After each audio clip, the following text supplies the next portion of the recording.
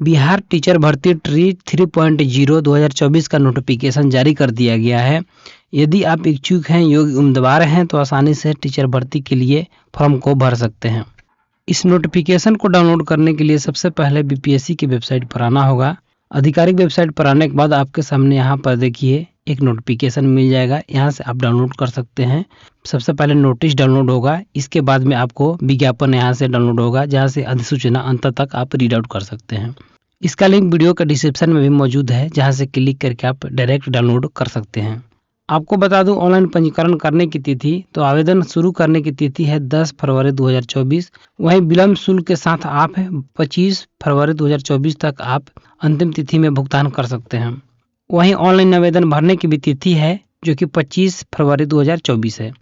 आवेदन कैसे भरा जाएगा, तो आपको आवेदन भरने के लिए यहाँ पर आधिकारिक वेबसाइट दिए गए हैं, इसी से आवेदन आप फिलअप करेंगे।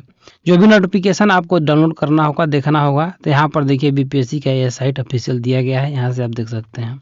ये तो शॉर्ट नोटिफिकेशन हुआ। अब चलिए डिटेल नोटिफिकेशन हम देख लेते हैं। यहाँ पर देखिए विज्ञापन संख्या दिया हुआ है, विज्ञापन संख्या 22/2024 है। यहाँ पर कहा जा रहा है कि यह सभी के लिए है। अनुसूचित जाति अनुसूचित जनजाति कल्याण विभाग के अंतर्गत विद्यालय अध्यापक के पदों पर नियुक्ति होने वाली है, जो कि यहाँ पर वेबसाइट भी दिया गया है। यहाँ से आप हर चीज़ का नोटिफिकेशन प्राप्त कर सकते हैं। यहाँ पर रिक्ति जो है 1 से 5 के लिए है, 6 से 8 के लिए है, इसके बाद 9 से 10 के लिए है, इसके बाद 11 से 12वीं के लिए है। विद्यालय अध्यापक के पदों पर यह वैकेंसी ली जाएंगी। यहाँ पर थोड़ा सा दुख की खबर हो सकती है कि जो लोग सीटेट में हैं, एस्टेट में अपेयरिंग हैं, उनको सम्मिलित नहीं किया जाएगा। उनको पूर्ण रूप से पास होना चाहिए इसमें सम्मिलित होने के लिए। आवेदन करने के लिए भारतीय नागरिक होना जरूरी है। इसके साथ साथ आपको शैक्षणिक योग्यता आपके पास होना चाहिए, प्रशैक्षणिक योग्यता भी होना चाहिए। कहने का मतलब आपके पास पढ़ाई का प्रमाण पत्र होना चाहिए और ट्रेनिंग सर्टिफिकेट भी होना चाहिए, जो आप ट्रेनिंग कर चुके हैं, जैसे कि बीएड, डीएलएड इत्यादि। अब नीचे स्क्रॉल डाउन करते हैं। यहाँ पर देखिए बताया गया है 1 से 5 के लिए सीटेट पेपर 1, बीटेट पेपर 1 होना चाहिए, तथा मध्य विद्यालय 6 से 8 के लिए सीटेट पेपर 2 और बीटेट पेपर 2 होना चाहिए। माध्यमिक विद्यालय के लिए यहाँ पर देखिए बताया गया है 6 से 8 के लिए अनुसूचित जनजाति के लिए कल्याण विभाग के अध्यापक पदों पर आप भरना चाहते हैं, तो इसके लिए एस्टेट पेपर 1 होना चाहिए। वहीं 11वीं 12वीं के लिए यहाँ पर बताया गया है कि एस्टेट पेपर 2 में उत्तीर्ण होना चाहिए। यहाँ पर यह भी कहा जा रहा है कि कंप्यूटर विषय के लिए आप देख सकते हैं। नीचे स्क्रॉल डाउन करेंगे, ये सब आप रीड आउट कर लीजिएगा, आपको पढ़ने के लिए बहुत ही यह जरूरी है। अब बात करते हैं एजुकेशनल क्वालिफिकेशन की, तो यहाँ पर देखिए बताया गया है 1 से 5 के लिए नियुक्ति हेतु शैक्षणिक एवं प्रशैक्षणिक योग्यता न्यूनतम 50% अंकों के साथ उत्तर माध्यमिक के साथ साथ यहाँ पर शिक्षा में डिप्लोमा होना चाहिए, 3 वर्ष डिप्लोमा होना चाहिए। चाहे यह कोई भी नाम दिया गया हो तो आसानी से कर सकते हैं। इसके अलावा देखिए 45% अंकों के साथ उत्तर माध्यमिक में या इससे समकक्ष कोई भी योग्यता हो आपके पास, 3 वर्ष डिप्लोमा हो, चाहे किसी भी नाम से हो, आप आसानी से भर सकते हैं। यहाँ पर देखिए 50% अंकों के साथ 4 वर्षीय वार्षिक शिक्षा में बीएलएड होना चाहिए, तो आप फॉर्म भर सकते हैं। 50% अंकों के साथ उत्तर माध्यमिक, इसके साथ साथ 3 वर्ष डिप्लोमा होना चाहिए, तो आप फॉर्म भर सकते हैं। 3 वर्ष डिप्लोमा में बहुत सारे कोर्स आ जाएंगे, जैसे कि डीएलएड, डीएड, ये सब कोर्स आ जाएंगे। ये सब आपको पढ़ना बहुत ही जरूरी है। इसके साथ साथ स्क्रॉल डाउन करते हैं और यहाँ पर देखिए अध्यापक विद्यालय स्नातक कोटि के 6 से 8 के लिए यहाँ पर बताया गया है। यहाँ पर देखिए कहा जा रहा है कि स्नातक विश्वविद्यालय से मान्यता प्राप्त विश्वविद्यालय से होना चाहिए। इसके साथ साथ प्रारंभिक शिक्षा में 3 वर्ष डिप्लोमा होना चाहिए, जैसे कि डीएलएड, डीएड भी हो सकता है। यहाँ पर देखिए यह भी कहा जा रहा है कि कम से कम 50% अंकों के साथ स्नातक या स्नातकोत्तर होना चाहिए। इसके साथ साथ बीएड भी होना चाहिए। यहाँ पर और भी कहा जा रहा है कि न्यूनतम 45% अंकों के साथ साथ स्नातक शिक्षा में शास्त्र में 1 वर्षीय बीएड है, तो आप फॉर्म भर सकते हैं।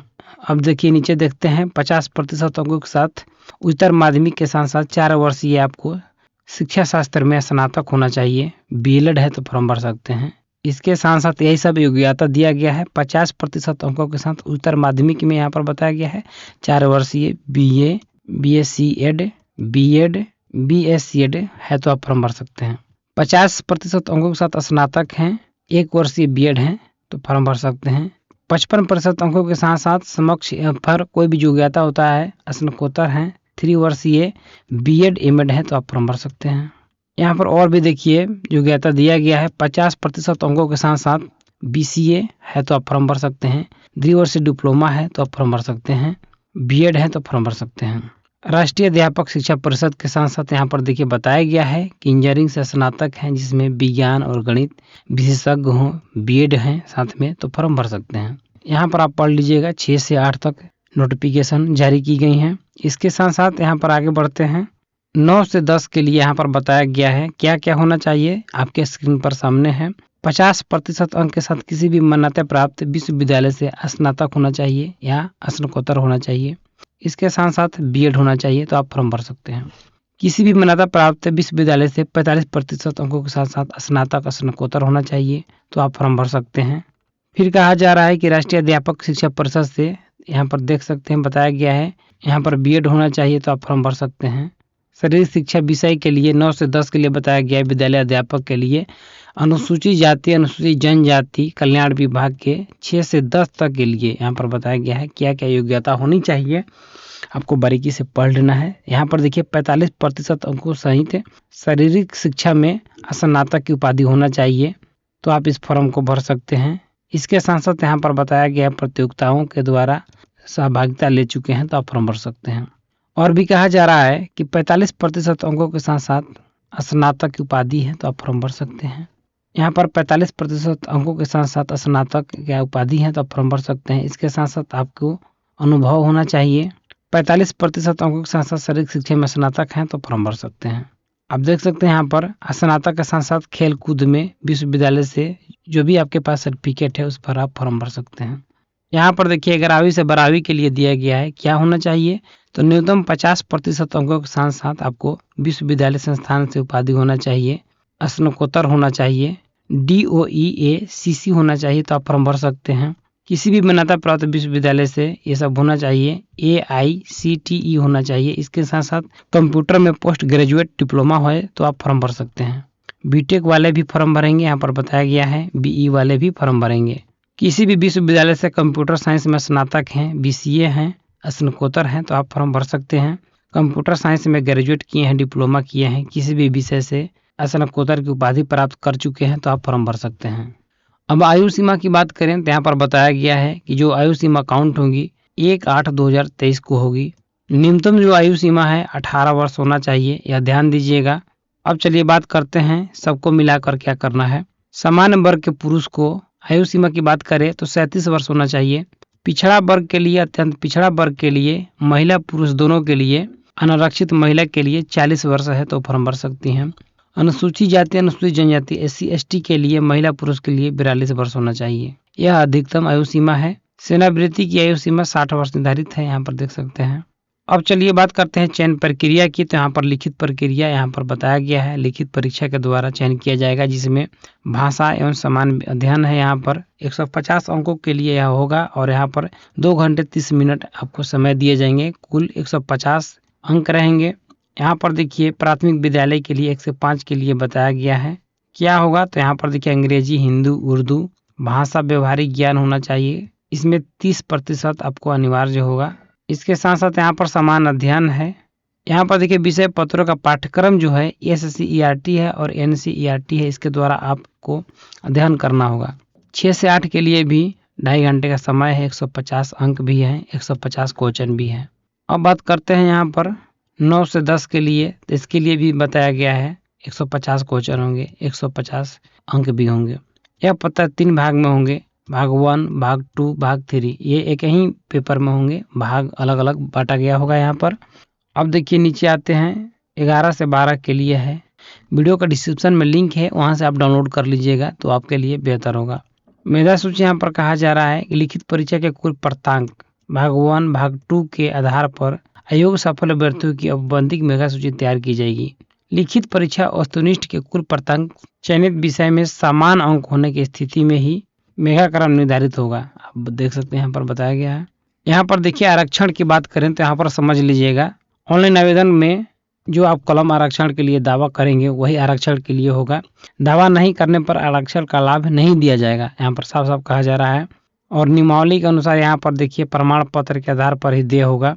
जाति प्रमाण पत्र, अस्थायी निवास प्रमाण पत्र होना चाहिए तो आप फॉर्म भर सकते हैं। पिछड़ा वर्ग, अत्यंत पिछड़ा वर्ग उम्मीदवारों को क्रीमी लेयर रहित प्रमाण पत्र जमा करना अनिवार्य होगा, यहाँ पर बताया गया है। पिछड़ा वर्ग, अत्यंत पिछड़ा वर्ग के दशा में आपको अस्थायी निवास अंचल के राज्य सरकार द्वारा अंचल स्तर पर अधिसूचित अंचल अधिकारी के द्वारा निर्गत किया जाना चाहिए, तभी आपका क्रीमी लेयर प्रमाण पत्र मान्य होगा। यहाँ पर देखिए महिलाओं के लिए कहा जा रहा है खास करके कि विवाहित महिलाओं को जातीय स्थायी निवास क्रीमी लेयर रहित प्रमाण पत्र उनके पिता के नाम एवं पता से निर्गत होना चाहिए, न कि उनके पति के नाम से। उपयुक्त आरक्षण संबंधी सभी प्रमाण पत्र सत्यापन के समय मूल रूप से प्रस्तुत नहीं करने पर आरक्षण का लाभ नहीं मिलेगा, यहाँ पर बताया गया है।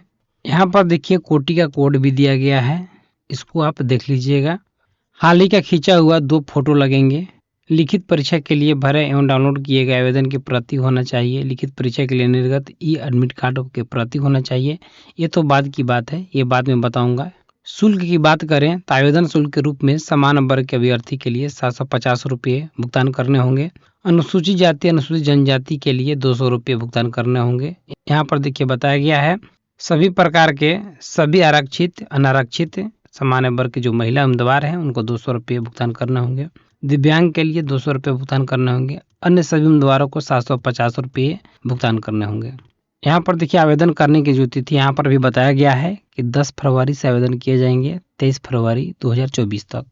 आवेदन कैसे करना है तो वेबसाइट के यहाँ पर लिंक दिया गया है, इसी से आवेदन करना है।